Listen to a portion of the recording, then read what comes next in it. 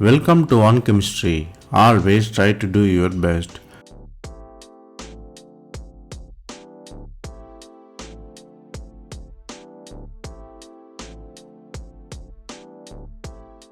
Now, let us see about 100 concepts in organic chemistry. We are seeing it as episode. This is the episode number 39. If you didn't watch previous episodes, I encourage you to go and see. Here, we solve 5 problems step by step. Stay tuned.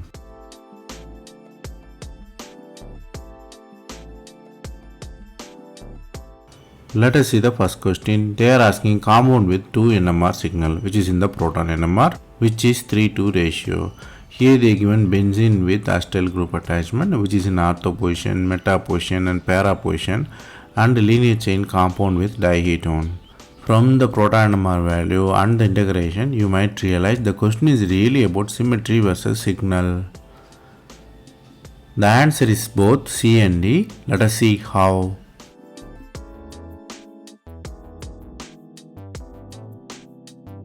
Whenever you are predicting the NMR signal, you have to always find plane of symmetry inside.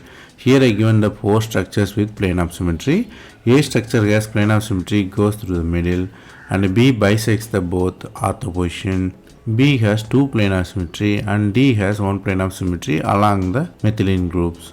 So the 4 signals. If you analyze the A below the symmetry elements, you have A, B, C, none other than that, so 3 signals. No need to worry on integration because 3 signals.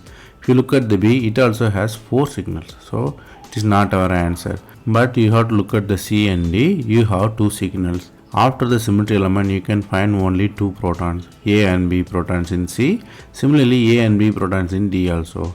If you analyze the integration, you have 6 protons in A, 4 protons in B. If you look at the ratio, it will be 3:2 in both the signals.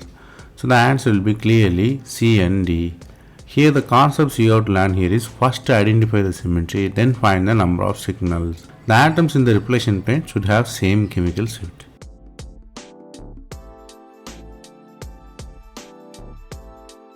Then let us look at the next question. They are asking the rate of SN1 reaction among the compounds. The compounds are all are ester. The alkyl position is different here. First one has simple tertiary butyl, second one has tertiary butyl replaced with methyl group in the tertiary butyl replaced with 1 tertiary butyl. The C will be 2, D will be 3 tertiary butyl groups. So the compounds only differ in the tertiary butyl groups. So from the question of SN1 reaction and 4 different compounds, you might realize the question is really about tertiary butyl group versus reaction rate. The answer is D. Let us see how. Here you can answer in 2 ways. I shown both. The D structure is our answer, so we start from the D there.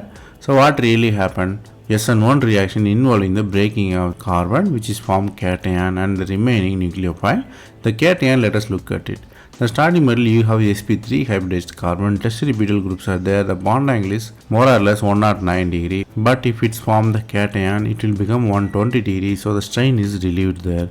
It is the one driving force. So the starting metal is sp3. The product cation is sp2. Strain is relieved. So the reaction is faster in the D there. Here the concepts you have to learn here is don't get intimidated by the big structure. You have to just look at the reaction center, nucleophile and electrophile. Second thing is SN1 reaction normally come with cation stability as well as creation of less strain.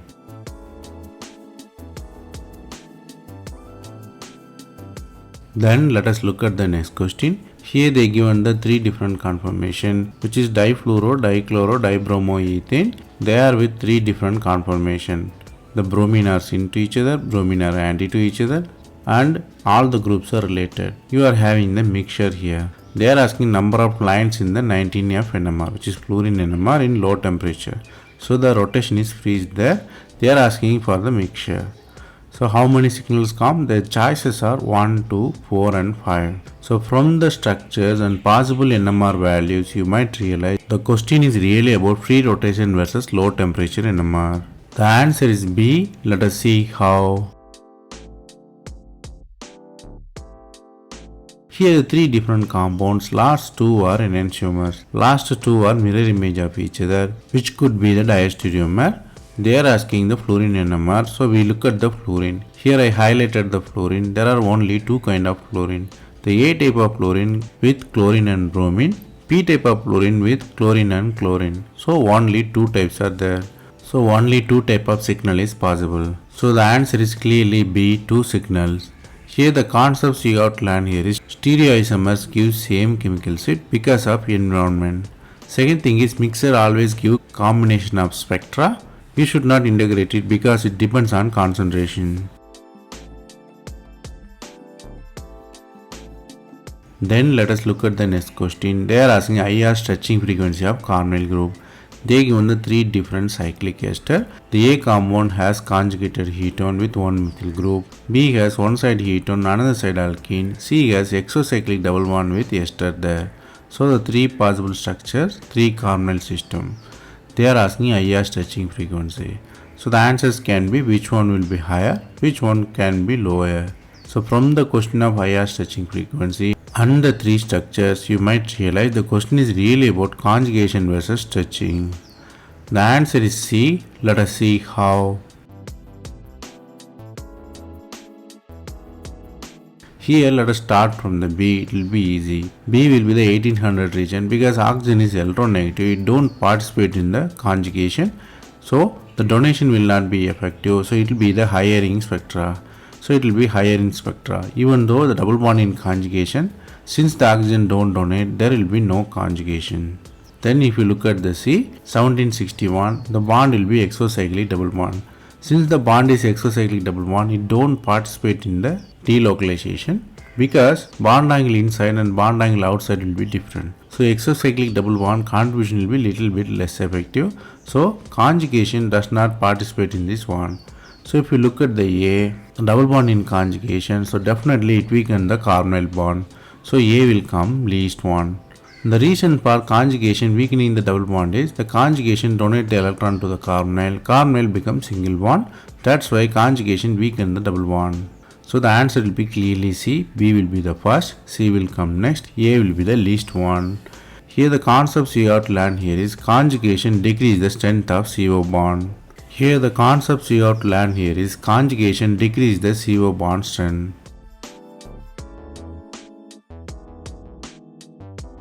Then let us look at the next question. They are asking which reaction give 1-butene. They given alkyl bromine with tertiary butoxide and B will be the secondary bromide with tertiary butoxide and C will be the quaternary amine with silver hydroxide.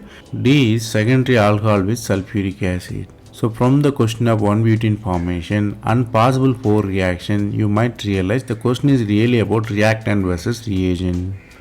The answer is D. Let us see how.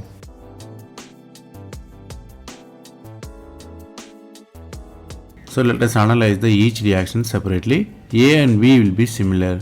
You are using tertiary butoxide in the reagent. Tertiary butoxide is the bulky one, so it abstracts the proton in the less hindered side. So the first structure A, which has bromine there, nearby proton will be easily abstracted.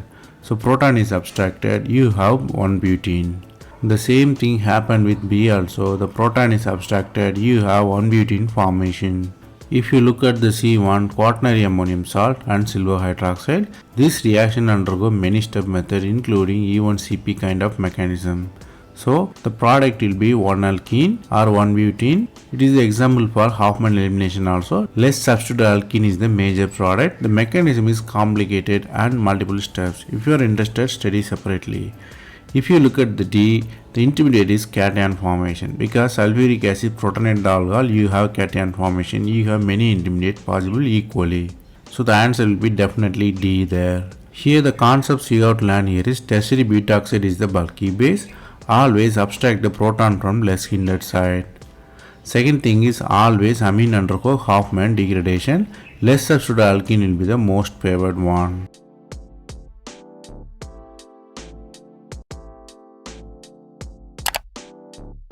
That's all from this episode. I hope it was easy. Thanks for watching. If you have any suggestion, comment below. Stay tuned for next episode.